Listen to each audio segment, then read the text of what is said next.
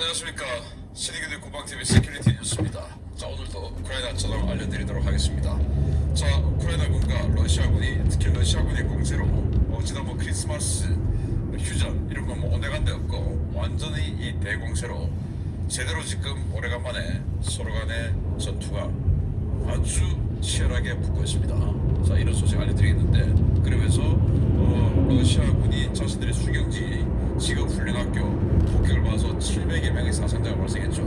그에 대한 보복 공격으로 우크라이나군 600여 명을 한 방에 포격으로 폭사시켰다라고 주장을 했는데, 이게 알고 보니까 완전 거짓말이었던 거예요. 그런데 놀랍게도 이렇게 거짓말하고 한 이런 이유가 감찰을 통해서 완전히 지금 이 러시아군의, 우크라이나 전선에 있는 이 러시아군의 충격적인 이 실태가 밝혀진 겁니다.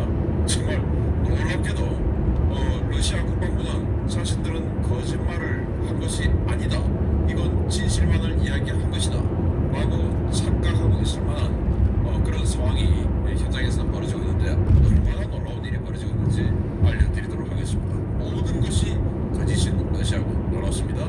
신의교대 국방TV 구독, 알림, 좋아요 눌러주십시오. 병력은 590명이 죽었습니다. 러시아군이 죽었습니다. 전차는 오래간만에 10대가 넘었네요. 11대 격파되었습니다. 장갑차 7대 격파되었습니다. 차량 8대 격파되었습니다. 자, 이렇게 보면 전차, 장갑차 합해서 1개 기계화 대대급 장비가 오래간만에 파괴가 되었습니다. 그리고 병력도 1개 보병대대 이상이 사살이 되었죠. 그리고 야포 4문, 다른장 로켓 3문, 이렇게 해서 1개 포병대대급에 육박하는 이 포병 전력이 손상이 되었습니다. 그리고 헬리콥터, 공격 헬기 3대가 바흐무트 전선에서 격추가 되었다고 합니다. 공격 헬기 3대가 격추가 될 정도면 상당히 많은 공격 헬기들이 들어와서 뭔가 이 공중 화력 지원을 했을 것 같은데, 그 정도로 지금 치열하게 바흐무트 지역에서 전투가 벌어지고 있다고 합니다. 무인 항공기는 7대를 격추했는데 뭐 이란에서 받은 샤이드 136 이런 자폭 공격 드론이 아니고 올란, 러시아제 전차를 드론이죠. 이 올란 드론 7대를 격추했다라는 발표를 했습니다. 자, 이런 전과를 바탕으로 전선 상황을 보겠는데요. 러시아군과 벨라루스군이 이 벨라루스 영토 내의 우크라이나 접경 지역에서 대규모 방공 훈련을 하고 있다라는 건데요. 방공 훈련을 하면서 계속 이제 그 지역에서 뭔가 떠들썩하게 움직이고 있는 것이죠. 그래서 이런 상황을 보고 우크라이나 정부에서는 그래도 러시아군이 또 벨라루스군이 북부 지역에서 공격해 들어올 가능성은 거의 없다, 이렇게 발표를 했어요. 이건 이제 계속 뭔가 성동 격서죠. 성동 동쪽에서 뭔가, 이게 이제 북쪽이니까 성북 북쪽에서 계속 뭔가 소리를 이렇게 요란하게 내어서 북쪽에 신경을 쓰게 만들어서 지금 진짜로 전투가 벌어지고 있는 동남쪽에 우크라이나군의 주력 또는 이 전력이 전체적으로 밀집하지 못하도록 하는 그런 성동격서 전술이다, 이렇게 볼 수 있는 것이죠. 영국의 국방부는 러시아가 두 방향에서 공세를 준비하는 듯하다라고 하면서 돈바스 지역이죠. 그리고 자포리자 지역에서 공세를 준비하는 듯하다라고 하는데, 자포리자에서는 도대체 어떻게 어느 방향으로 공세를 하는 것인지 모르겠습니다. 그리고 러시아는 헤르손시의 민간인 거주구역에 야간에 소위탄 포격을 해서 또 민간인에 대한 엄청난 이 전쟁 범죄 행위를 했다라고 하고, 소위탄은 뭐 제가 거듭 알려드리지만 한번 불이 붙으면 불이 안 꺼지죠. 물을 부어도 불이 안 꺼지는 정말 굉장히 심각한 그런 비인도주의적인 그런 무기인데, 이걸 민간인에게 썼다. 상대 군인에게 쓰는 거야. 전쟁이니까 그럴 수 있지만 민간인에게, 민간인 거주구역에 썼다. 이거 정말 나쁩니다. 우크라이나 국방부는 솔레다르 전선 상황이 매우 어렵다라고 이야기했어요. 우크라이나 국방부가 매우 어렵다라고 할 정도면 진짜 어려운 겁니다. 그래서 솔레다르는 아시다시피 바흐무트 북쪽에 있는 것이죠.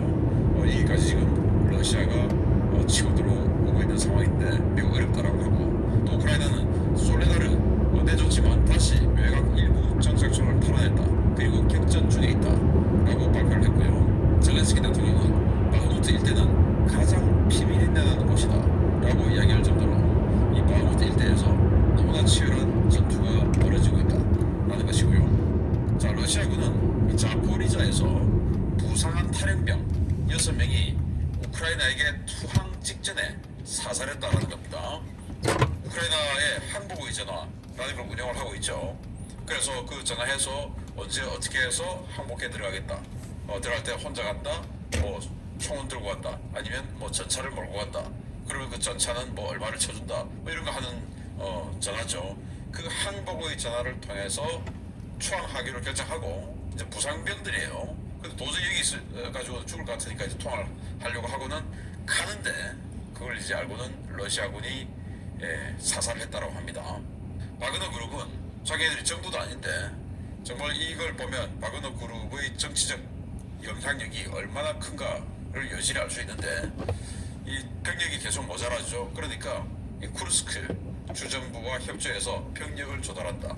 쿠르스크 주정부에서 병력을 징병 또 동원해가지고 바그너 그룹에 준다라는 거예요. 그 정도로 지금 바그너 그룹의 위상이 세다라고 할 수 있는 것이고 이런 것들이 이제 앞으로 푸틴과 완전히 권력 투쟁에 들어갈 그럴 가능성이 점점 높아지고 있는 것이다 라고 할 수 있는 것이죠. 미국 전쟁연구소 ISW는 러시아의 마키유카 보복작전은 내부적으로 오히려 역효과가 나고 있다. 왜냐? 거짓말이 다 들킨 거니까. 그래서 그거 좀 이따가 자세히 알려드리겠습니다. 자, 미국 전쟁연구소 ISW는 이 바그너 그룹의 프리고진은 이 바흐무트의 소금광산, 석고광산을 노리고 있다. 소금광산이 이제 돈 되니까 그걸 노려서 지금 이렇게 바흐무트 쪽에 바그너 그룹이 지속적으로 공세를 펴고 있는 것이다. 이 캐시카고가 되니까 소금광산이. 그리고 그 지역에 또 과거 소련 시절에 만들어 놓았던 지하 군사 시설이 있대요. 그것도 확보하고 그리고 돈덩어리도 확보하고 할 요량으로 바흐무트에 이렇게 지금 수만 명을 인명을 갈아 넣고 있다라는 것입니다. 우크라이나가 루베즈노에 그러니까 이 세베로도네츠크 북서쪽에 있는 곳이죠. 크리미나 바로 아래에 있는 곳이죠. 여기에 기숙사에 포격을 해서 러시아군 수십 명을 제거했다라고 발표를 했고 지금 뭐 기숙사든지 뭐 이런 곳에 군들 뭐 우크라이나도 그렇고 러시아도 그렇고 다 지금 뭐 추운 겨울이니까 사용하고 있지 않겠습니까? 이런 데를 계속 때려서 오히려 눈에 띄는 곳이 되어서 공격받을 이 가능성이 훨씬 더 커지는 곳이 학교 기숙사가 아닐까라고 생각합니다. 자, 이런 전선 상황 바탕으로 오늘 정말 흥미로운 소식 알려드립니다. 첫 번째입니다.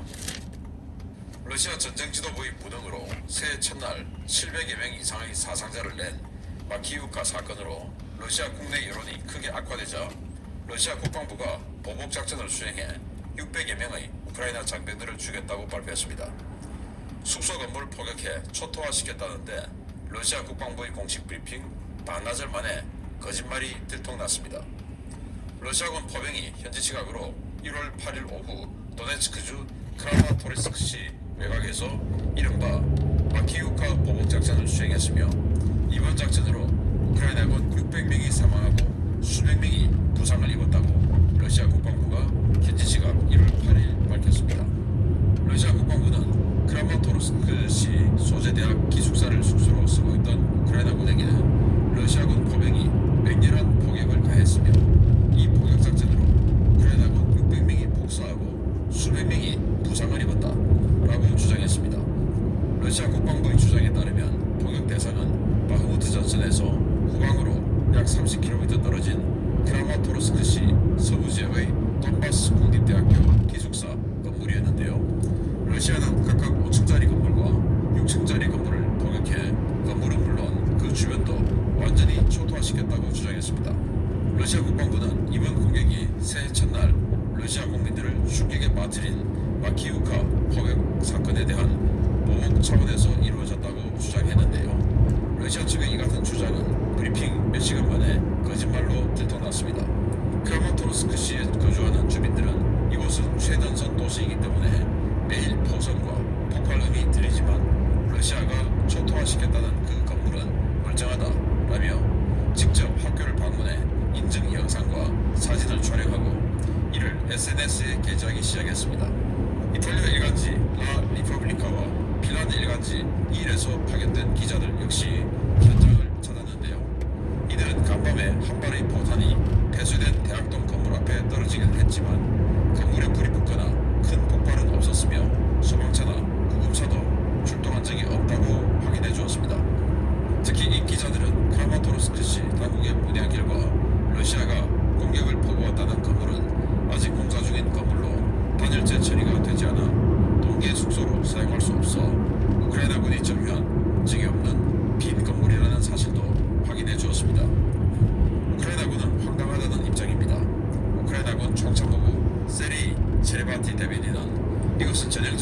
러시아의 정보 공작이라며 러시아는 앞으로도 이러한 거짓말들을 계속할 것이다 라고 지적했는데요.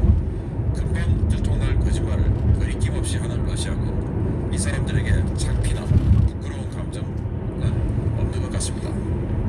자, 이렇게 지금 뭐 다른 점밖에 쏘는 사진인데, 자, 이렇게 해서 키우카에서 700명 이상 사상당한 걸 보복작전했다 라고 하면서 대학기 수사 때렸다 라고 하면서 어마어마하게 포탄 보고서 2개 동물, 5층짜리 건물, 6층짜리 건물 초토화시켜버려서 그 안에 있던 우크라이나군 600명 죽고 수백 명 부상했다 라고 발표를 했는데, 그게 납뻥이었던 것입니다. 왜냐, 바로 그 인근에 공교롭게도 이 핀란드 기자 등 이탈리아 기자 이렇게가 있었던 거예요.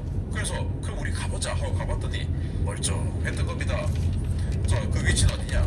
슬루반스크죠. 슬루반스크 아래. 그러니까. 네, 안녕하세요. 금요일 날 이제 푸틴이 하는 수법, 글로벌리스트라든지 이런 것을 이제 그 비판을 하면서 이제 도덕적 보수주의, 기독교 신앙을 내세우면서 이야기하는 그 수법을 얘기하면서 제가 글로벌리즘에 대해서 좀 여러 가지 이야기를 정리를 해드렸었는데, 그거 자체만 좀 이렇게 조명을 해서 다시 명확히 말씀을 드려야 될 것 같아요. 푸틴과 상관없이. 그래서 오늘 그 얘기를 모셔보도록 하겠습니다. 먼저 이제 소규모 인간 집단이 특정 지역에 갇혀서 한 10,000년쯤 고립되면 어떤 결과가 나올까요? 이를 보여주는 생생한 케이스가 미얀마와 인도 사이, 미얀마 양곤에서 남서쪽으로 약 300km 떨어진 지점에 시작해서 다시 남쪽으로 쭉 뻗은 안다만 제도에 보여지고 있습니다. 안다만 제도는 인도 영토입니다. 인도령입니다. 이 제도에 속한 그 센티넬 섬에 있는 사람들이 약 한 11,700년 동안, 작게 보면 한 9,000년, 10,000년 동안 고립된 사람들입니다. 이제 센티넬 섬은 안다만 제도의 수도 포트 블레어에서 서쪽으로 50km쯤 떨어진 작은 섬입니다. 이 사람들은 들어오는 사람은 다 잡아 죽여요. 예, 들어오는 사람들은 다 잡아 죽입니다. 마지막으로 여기에 기독교를 전파하러 들어간 미국 청년이 있었습니다. 2018년 못 들어가게 하는데 뚫고서 이제 들어갔어요. 그래서 숨졌습니다. 들어가기 전에 바깥에 있는 바이러스를 혹시 전하게 될지 몰라서 고립된 상태에서 한 달 정도 생활을 하면서 이 몸에 있는 혹시 모를 바이러스를 다 떨쳐내고 들어갔습니다. 그러나 숨졌습니다. 2018년에 있던 사건입니다.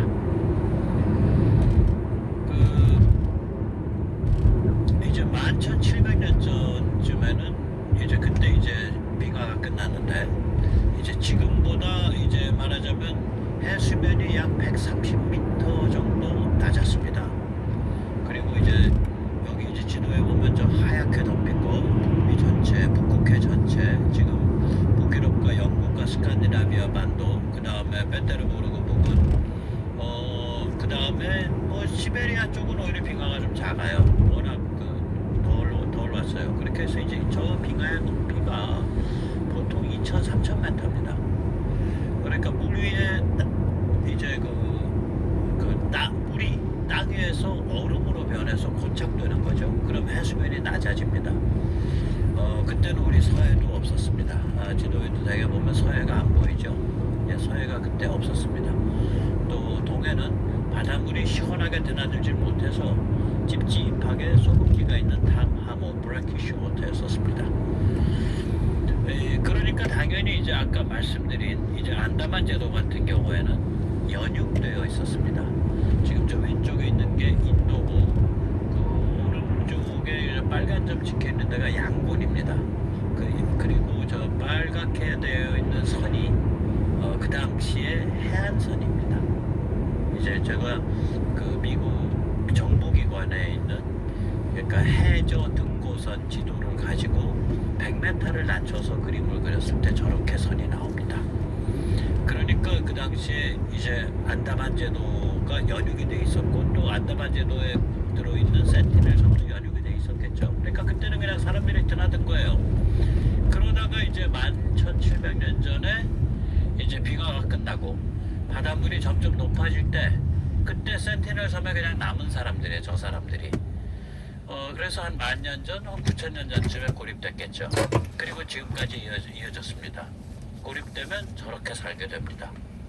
저 사람들이 특별히 밀어내서가 아니라 자극과 교류가 없으니까.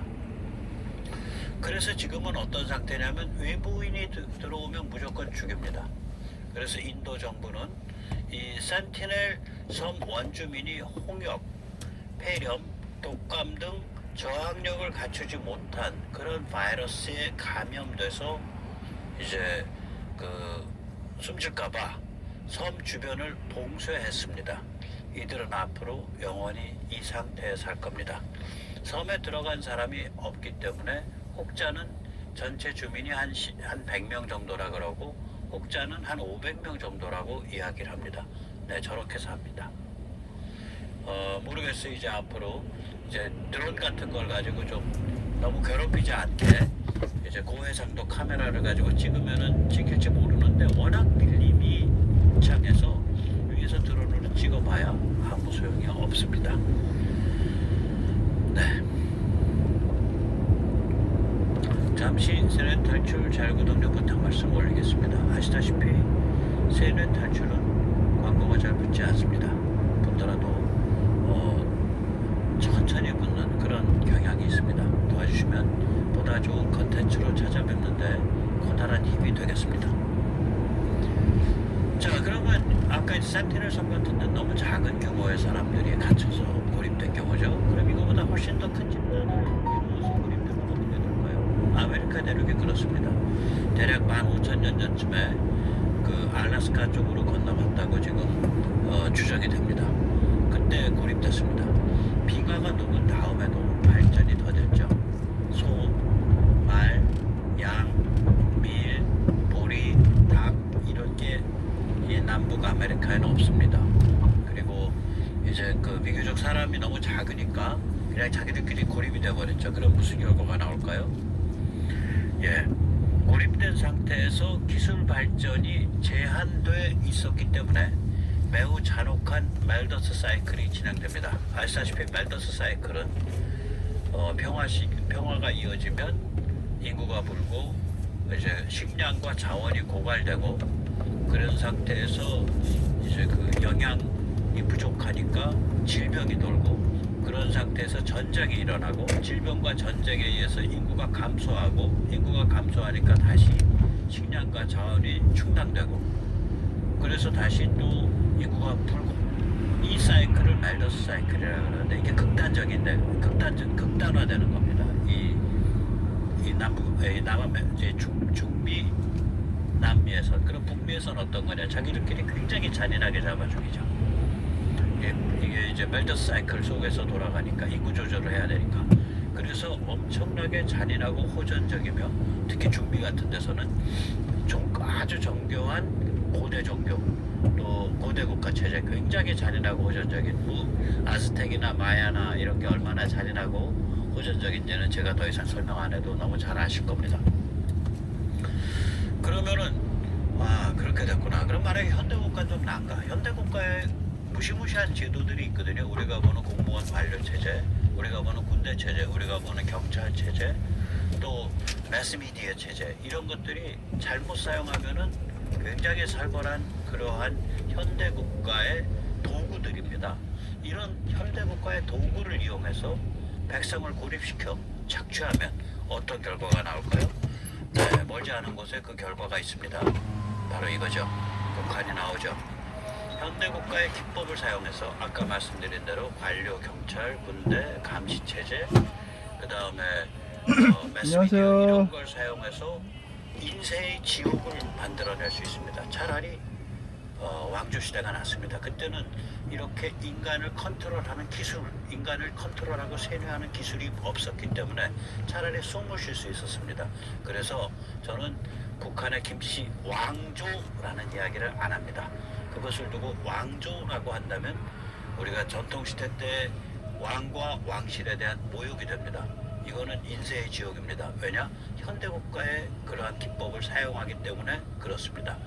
한편 이 기법은 시진핑과 중국 공산당에 의해서 한층 더 지능적으로 발전했습니다.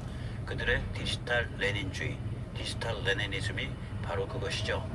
예, 온갖 첨단 기술, CCTV, 안면인식, AI, 서버, 통신 관리, 통신 감시, 통신 검열 이런 걸 통해서 완벽한 세뇌 통제 감시 체제를 완성시켰습니다. 중국이 이 같은 공안에 사용하는 국가 예산이 국방비, 그 천문학적 국방비, 우리 돈으로 따지면 한 200~300조 원쯤 되는 그것보다 큽니다. 디지털 레니즘이 그렇게 살벌합니다. 만약에 중국이 북한처럼 폐쇄 정책을 택하면 북한보다 더 잔혹한 결과가 더 큰 스케일로 나옵니다. 이미 역사적 사례가 있습니다. 바로 이것이죠. 예, 1950년대 인구의 10%인 5천만 명을 일부러 굶겨 죽이다시피 했던 사건이 있죠. 그게 대약진입니다. 네, 이게 왜 그랬냐? 이 농업 단계, 그 낮은 단계에서 곧바로 이상적인 공산 사회를 건설한다고 해서 집단 농장을 만들고, 거기다가 집단 농장을 만들었으니까 가족을 다 해체해서 남자 기숙사, 여자 기숙사 따로 두고, 그 다음에 각 집단 농장별로 뭐 철광석 사용해서 뭐 강철을 만든다고, 연철을 만든다고 해서 그러니까 경제 순환 구조를 다 깨버렸어요. 그 결과 결국은 5천만 명이 굶어 죽었습니다. 그래서 이제 그 몇 년 하다가 손들어서 잠시 쉬다가 또 1966년부터 10년 동안 지식인 전체를 박해하며 약 1,000만 명을 죽인 문화혁명 같은 일이 벌어지죠. 예, 그 문화혁명 때, 저렇게 열광하는 문화혁명 때 시골에 내려가서 갇혀 살면서 똥장문을 지던 우리 시진핑 동지께서는 그때 깊게 깨우침을 얻으셔서 열렬한 모택동의 신봉자가 됐습니다. 우리가 흔히 가끔 그런 일 보거든요. 자기를 아주 집요하게 가학적으로 괴롭힌 사람, 자기를 집요하게 가학적으로 자기의 정신과 영혼을 망가뜨린 사람을 존경하게 되는 경우가 있습니다. 저런 경우죠. 저는 시진핑의 그 캐릭터가 그런 캐릭터라고 생각해요. 예, 자, 글로벌리스트가 무엇인지 나중에 말씀드리겠습니다. 우선 첫째, 역사 말살은 원래 완벽하고 순수한 존재인데 외부의 침략과 착취 때문에 비참해졌다고 주장합니다. 우리가 이제 보통 글로벌리스트 그럼 역사 말살부터 생각을 많이 해요.